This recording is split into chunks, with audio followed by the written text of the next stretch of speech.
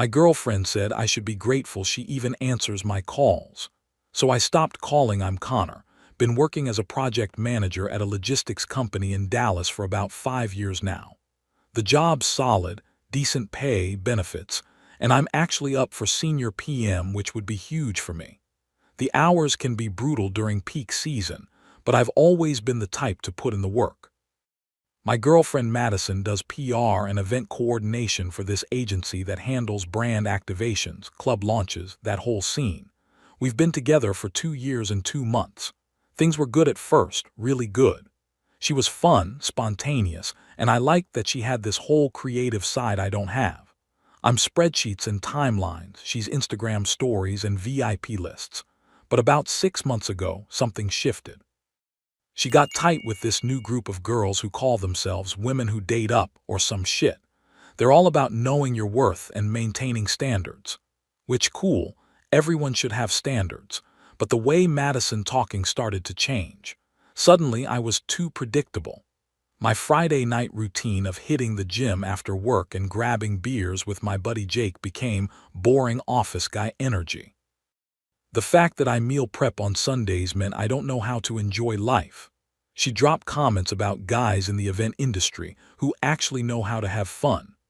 Started posting more on Instagram, always at some rooftop thing or bottle service table. And here's the kicker, she'd ghost me for hours, sometimes a full day, then pop back up like nothing happened. When I try to talk about it seriously, she'd flip it on me. You're being clingy, you're being needy, that's not attractive. Last Tuesday, my truck wouldn't start in the company parking lot. Dead battery, and I'd left my jumper cables at home like an idiot. It was 9 p.m. I'd been at the office since 6 a.m. dealing with a warehouse inventory crisis, and I was exhausted.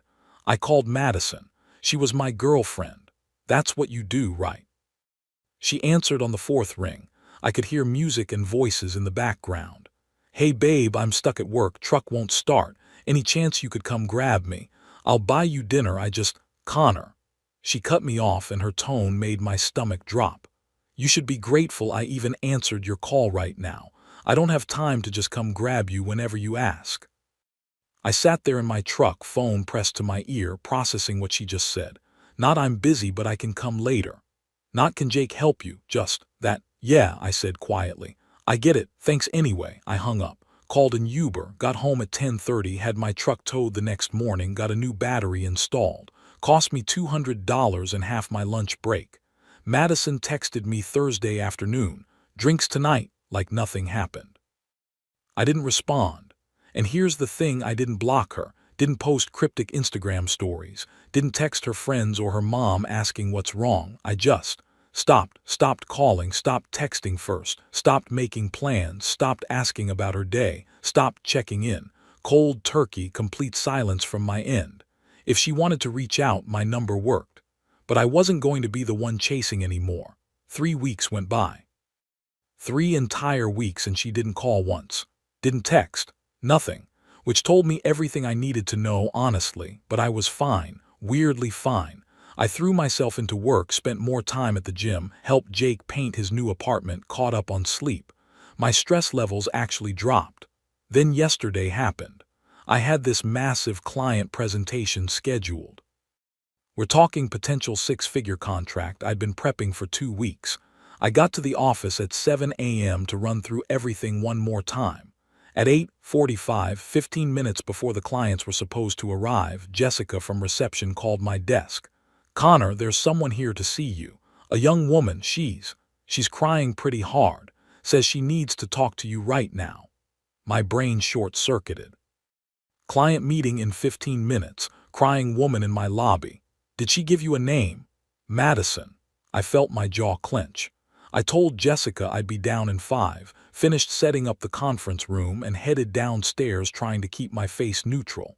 Madison was sitting in one of the lobby chairs, mascara streaked down her face, eyes puffy and red.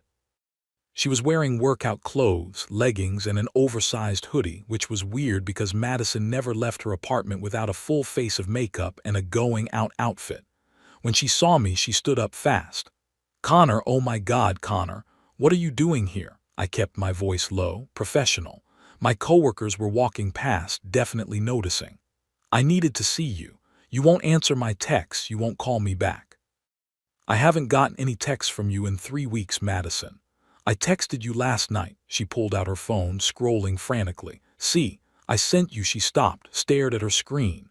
Oh my God, I sent it to the wrong chat.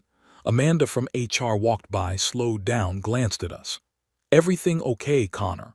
I looked at Madison, mascara everywhere, hands shaking, clearly in the middle of some kind of breakdown. Then at Amanda. Then back at Madison. Yeah, I said calmly, I think she's got the wrong person. Madison's face went white. Connor, I have a client meeting in 10 minutes. You need to leave.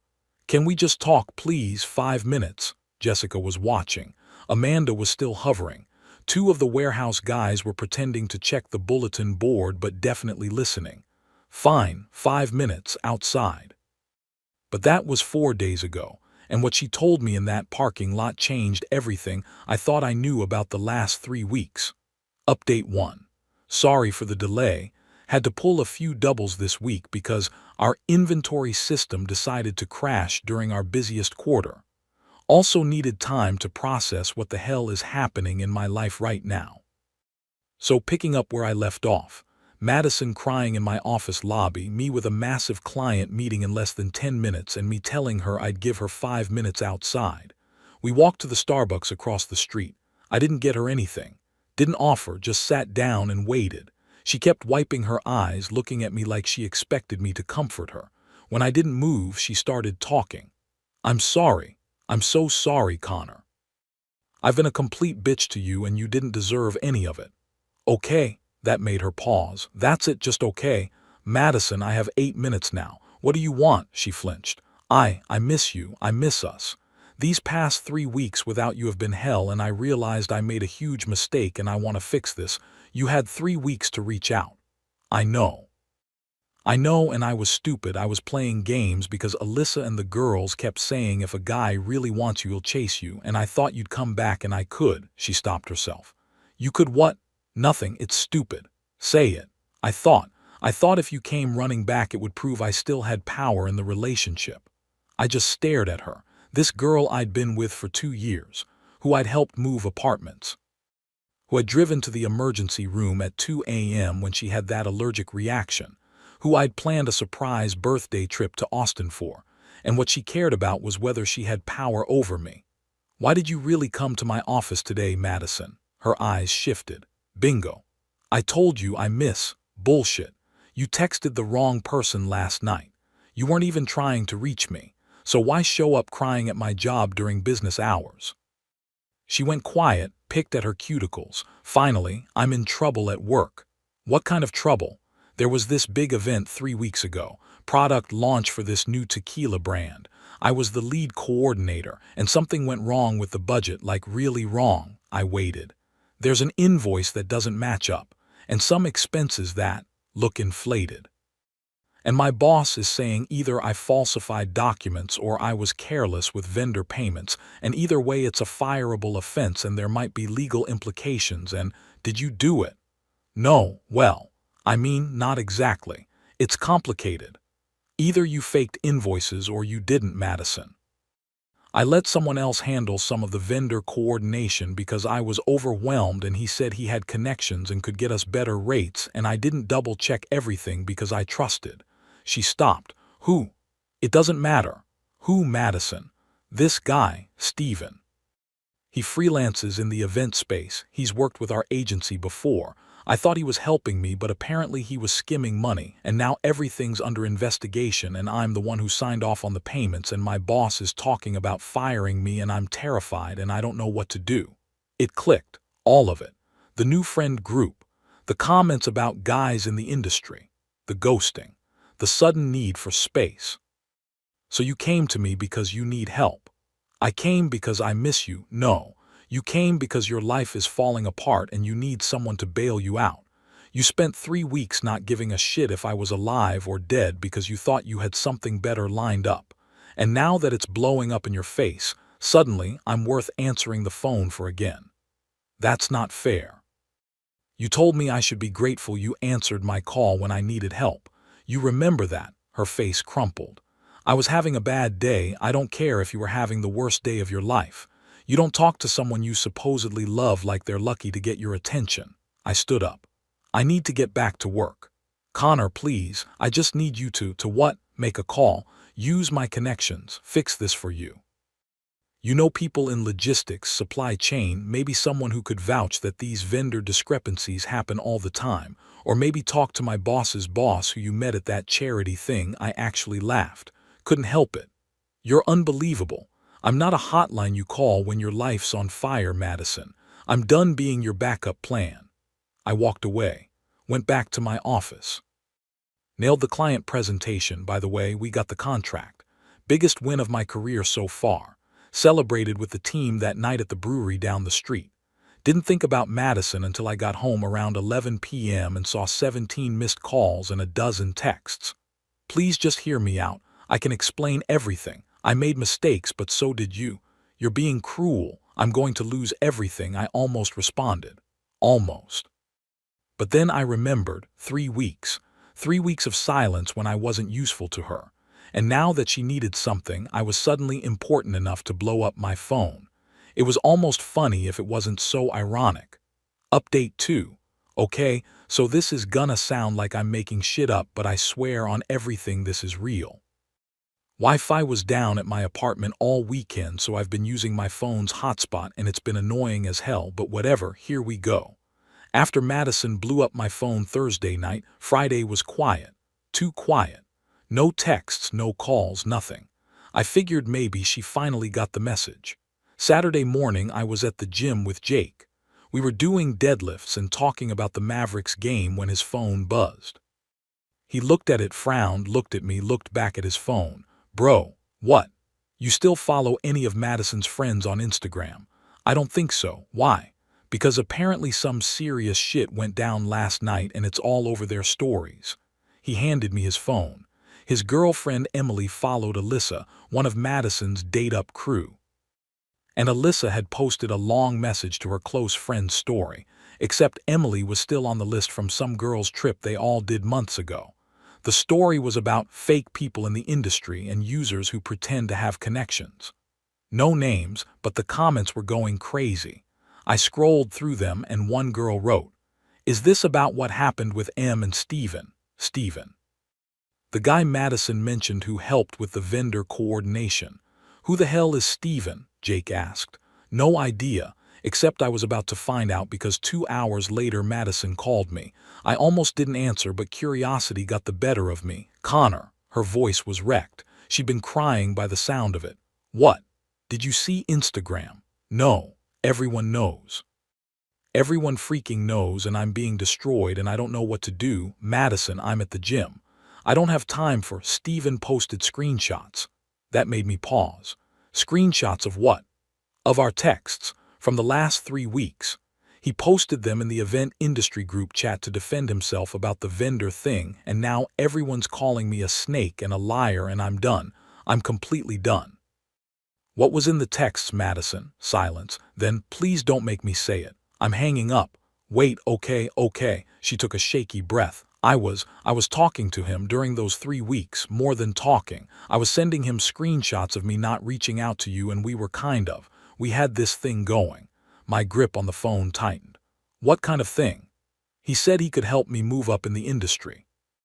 Said he knew all the right people, could introduce me to clients, could fast-track my career. And he was charming and exciting and said I deserved someone who matched my ambition, not someone who clocked in and out like a... She stopped. Like a what? Like a corporate drone. That's what he said. That you were a corporate drone and I could do better. Jake was watching me carefully, probably seeing my face go red. So during those 3 weeks when you didn't call me once, you were texting this guy, planning your upgrade. It wasn't like that. What was it like then, Madison? Spell it out for me. He made me feel special. He made me feel like I was going somewhere, and you were safe and boring, and I wanted more, and I thought. She was sobbing now. I thought he was legit. I thought he actually had the connections he said he did. But it was all bullshit.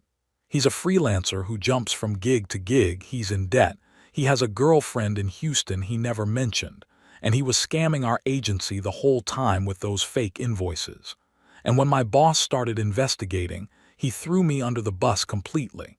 Said I approved everything, said I was the one who hired him, said I knew about the discrepancies. And the screenshots. He posted our text to prove that I was desperate to impress him so I'd look like I was in on the scam, that I was trying to sleep my way into better industry connections. He made me look like. She could barely get the words out. Like a joke. I should have felt something. Anger, vindication, satisfaction, something. But all I felt was tired. I'm sorry that happened to you, but it's not my problem. Please, Connor, I know I hurt you. I know I messed up everything. But I'm begging you, please, I need help. My agency is firing me. They're doing it officially on Monday, but they already told me yesterday. And Steven is telling everyone I was the mastermind behind the vendor fraud, and people are believing him because of those texts, and I can't. Madison, listen to me very carefully. What you're asking me to do is use my professional reputation to vouch for someone who spent 3 weeks monkey branching to a con artist because I wasn't exciting enough. So no, my answer is no. I'm not asking you to lie, just maybe talk to someone or write a character reference, or you told people I was a corporate drone. You ghosted me while planning your exit strategy. You came to my office only because you needed something from me, and now you want me to risk my career advancement to clean up a mess you made while actively replacing me. I wasn't replacing you. Yes, you were. You were auditioning for an upgrade and it didn't work out. I'm not your safety net. Please, I'm losing everything. My job, my reputation, these girls were my whole friend group, and now they're all posting about me being fake and desperate. That's what happens when you surround yourself with people who are only there for you when you're winning. She went quiet. I have to go, I said. Will you at least? Can we talk in person just once? I need closure. No, Connor, I hung up.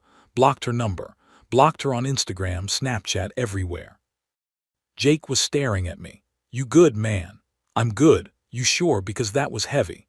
I'm sure. And weirdly, I was. I finished my workout, went home, meal prepped for the week, watched the Mavericks game, went to bed at a reasonable hour for the first time in months. But Monday morning I got to work and found an email from Madison's personal account. Subject line, please read this. I haven't opened it yet. Part of me wants to just delete it. Part of me is curious what she could possibly say that would matter at this point. I'll update you guys when I decide what to do, or maybe I won't do anything. Maybe silence is the best response. Either way, I'm good. Really good, actually. Promoted to senior PM last week, forgot to mention that. Got the official offer Friday before all the Madison drama exploded. Better title, better pay, new team. Life's looking up. Funny how things work out when you stop accepting bullshit. Final update, been a while, about 6 weeks since my last update. Some of you DM'd me asking if I ever opened that email. Yeah, I did, about 2 weeks after I got it. Took me that long to even care enough to look. It was long, like really long. Therapy speak throughout, lots of I recognize that and I'm working on understanding why. She said she's been seeing a therapist twice a week. Said she's been diagnosed with some anxiety stuff and attachment issues. Said the whole date up mentality was toxic, and she realizes now how it poisoned her thinking. Said she takes full responsibility for everything. Then came the part where she asked if we could find closure together. Said she knows she doesn't deserve another chance but wanted to honor what we had with a proper conversation. Said she's not asking me to fix anything for her, just to hear her out. The email ended with, I know I destroyed something good because I thought I deserved better, but the truth is I'll never find better than what we had. You were the best thing in my life and I threw it away. I'm so sorry. I sat with it for a few days. Thought about it, talked to Jake about it. He said, bro, she's just trying to get back in because everything else fell apart. And he wasn't wrong. Here's what I found out through the grapevine. Madison did lose her job. The agency fired her and settled with the vendors quietly to avoid bad press. Steven apparently skipped town, owes money to multiple people, completely ghosted everyone. The date-up friend group dissolved because once the drama hit, everyone scattered. Alyssa moved to LA. Another girl went back to her ex-boyfriend. The whole crew just imploded. Madison moved back in with her parents in Fort Worth. I know this because her mom commented on one of my Instagram posts from like a year ago, just a heart emoji. Deleted it 10 minutes later, but I saw it. Make of that what you will. Part of me felt bad for her. Not because I wanted to get back together. That ship sailed when she told me I should be grateful she answered the phone. But because watching someone's life fall apart is never fun, even when they kind of brought it on themselves. I didn't respond to the email, though. Instead, I did something that felt right. I gathered up all the stuff she'd left at my place over 2 years. Couple of hoodies, a hair dryer, some face products, a few books, a phone charger. Put it all in a box. Wrote a short note. Madison, your things, please don't come to my office again. I hope you're doing okay. Connor dropped it off at her parents' house with the concierge at their apartment complex. Never heard anything back. Figured that was that. Until last week. I was at this work event, client appreciation dinner, fancy steakhouse downtown. I was there with my new team networking, and I saw her across the room. She was with some older couple, her parents, I'm guessing. She looked different, hair shorter, no makeup, wearing business casual instead of her usual Instagram outfit. She looked smaller somehow, tired. Our eyes met for maybe 2 seconds. She gave me this small, sad smile. I nodded. That was it. Neither of us walked over. Neither of us made a scene. 10 minutes later, I was in the bathroom and her dad was washing his hands at the sink next to me. Connor, right? He said. Yes, sir. Thought so. Madison pointed you out, said you two used to date. Yes, sir, we did. He dried his hands, looked at me carefully. She's doing better, taking things slow, working on herself. That's good to hear. She made some mistakes, big ones, but she's learning. I didn't know what to say to that, so I just nodded. He put his hand on my shoulder. For what it's worth, you seem like a good kid, smart to walk away when you did. Not a lot of guys your age would have the spine to do that. Then he left. I stood there for a minute processing. Her dad wasn't asking me to take her back, wasn't making excuses for her. He was just acknowledging reality. I respected that. When I got back to my table, Madison and her parents were gone, so that's where things stand. I'm 31 now, had a birthday last month. Jake threw me a thing at his place, bunch of us drank beer and played poker and talked shit. It was perfect. Work's going great. Senior PM role is kicking my ass, but in a good way. I'm learning a ton, managing bigger projects, making more money. Actually started looking at houses, might buy something small in Richardson, build some equity. Dating, not really. Had a few first dates through Hinge, but nothing serious. I'm not rushing it. For the first time in a long time, I'm actually content being on my own. No games, no guessing, no wondering if I'm enough. Someone asked me in the DMs if I ever think about Madison. Honestly, sometimes. Usually when I see couples at restaurants or when a song comes on that we used to listen to. But it's not the painful kind of thinking. It's more like remembering a chapter that's finished. I don't hate her. I'm not angry anymore. I'm just done. She taught me something important, though, even if she didn't mean to. When someone shows you that your presence in their life is conditional on what you can do for them, believe them the first time. Don't wait for the second or third proof. I didn't stop calling to punish her. I stopped calling because I finally believed her when she said I should be grateful she even answered. And now I'm grateful she doesn't answer at all. Life's weird like that sometimes. Anyway, that's the end of it. Thanks for following along with this mess. You guys were right about pretty much everything in the comments. Appreciate the support. Stay up, Connor. Happy anniversary, failure, my fiancée texted after leaving me at the hospital. I sold her engagement ring and emptied our wedding fund. Now their perfect life has shattered. I never imagined that at 28, I'd be lying alone in a hospital bed, feeling like my entire world was dissolving into nothing. As the nurse adjusted my IV, I couldn't believe what I was seeing on my phone screen. The nurse gave me that practiced, sympathetic smile and said, "Your fiancée called, she won't be coming in today." "Won't be coming," I repeated, my voice barely above a whisper. "That's not possible. She promised she'd be here. We're getting married next month." I showed her the text message thread, but she just pressed her lips together. "I'm sorry, Mr. Collins. Sometimes people can't handle illness. Do you have anyone else we can call? I felt my chest constrict. No warning, no real explanation, nothing. She's known about my diagnosis for 3 weeks, I said, my voice cracking with each word. What changed overnight? The only person who had access to our wedding plans was Eliza. This recovery period, this temporary setback, was supposed to be our last hurdle. We had been planning for months, saying how after the surgery we would finally start our perfect life together. Paris was the honeymoon destination, and I was supposed to be the luckiest man alive. At first, when they found the tumor, I wasn't that scared. Another medical challenge didn't sound insurmountable to me, but after everything we'd overcome together, I thought this could strengthen our bond even more. She had been there for every appointment, saying this was a test of our love, that she would be my rock through treatment and recovery. But now, on the day after my surgery, she was gone, and it was clear she couldn't handle the reality.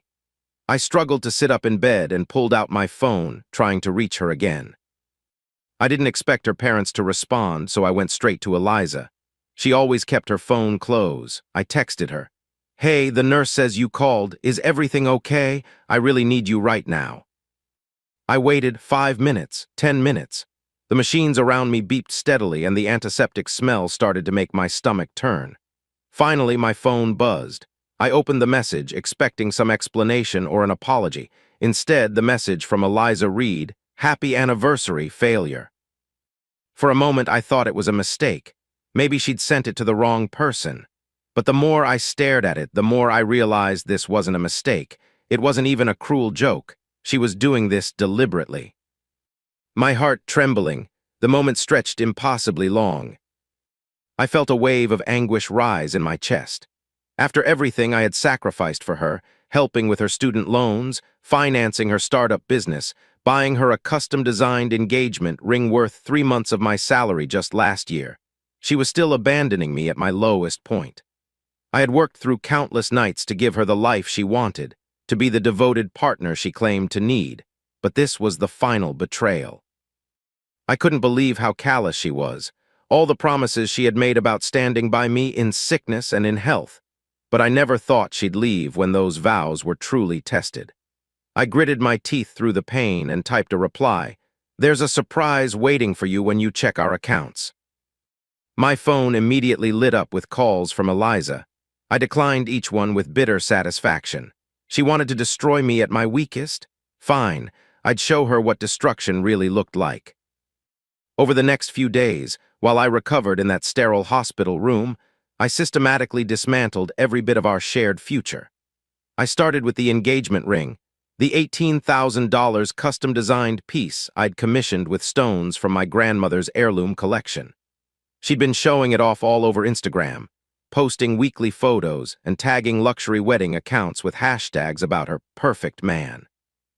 The ring was still legally mine until marriage, and I knew exactly who to call. My cousin Aiden worked at an exclusive jewelry boutique and had connections with private collectors. One call to him from my hospital bed and the arrangement was made. He offered to handle everything discreetly, even sending someone to retrieve the ring from our apartment while Eliza was at her daily yoga class. I made sure they took the matching wedding band I'd already purchased, the one with the inscription she hadn't seen yet. Let her come home to an empty jewelry box. Every memory crashed against me, fragments of what we were, what we could have been. Next came our wedding fund, our supposed future together. I'd been watching her make withdrawals for months, $700 for wedding research, that somehow always involved spa treatments, $1,200 for venue visits that coincided with girls' weekends, $3,000 for catering tastings that never seemed to include me. She'd taken advantage of my trust for the last time. Using my phone and a digital signature, I transferred every cent, all $62,476.33 of it, into my personal account. The bank representative questioned the timing, but I explained I was making changes to my financial arrangements due to unexpected life events. My hands shook, barely holding together, the weight of unspoken truths pressing down, suffocating. But I wasn't done yet. I logged into all our shared accounts, the honeymoon registry, the wedding website, the photographer's portal, and canceled everything. I'd set up autopay on my credit card for the venue deposit too, so I canceled that payment. Let her explain to her dream venue why the check bounced. Physical sensations became my language, a racing pulse, breath catching, chest tightening. The body remembers what words cannot. I even called her parents, who had always treated me like a son, and removed myself as a co-host for the rehearsal dinner. For years, I'd been the one they relied on to manage Eliza's expectations and calm her bridezilla moments. Not anymore. Let them handle their daughter's rage alone. My only response to her increasingly desperate messages was a single text: "Happy anniversary, failure." Then I blocked her number. What I didn't expect was how quickly word would spread through our friend group. My best friend Ryan reached out that evening, worried because he'd heard I was refusing visitors at the hospital. When I told him the truth about being abandoned after major surgery and Eliza's cruel message, his reaction stunned me. He was livid on my behalf. "She did what?" he had texted, followed by a flurry of shocked messages from our mutual friends. Apparently, Eliza had crafted quite a narrative about why she wasn't at the hospital. Now everyone knew the truth, and the support I received was overwhelming. Was this healing, or just another form of breaking? When I was discharged a week later, Eliza brought reinforcements, her sister, both parents, and 2 bridesmaids, probably thinking their presence would intimidate me into submission. They showed up at my apartment looking self-righteous and determined. "Alex, please, can we just talk this through?" Eliza started, her voice artificially gentle. I let them all in, watching as they arranged themselves around my living room like a tribunal about to pass judgment. Eliza tried to minimize everything. "I really didn't handle things well. It was just, the stress of seeing you like that."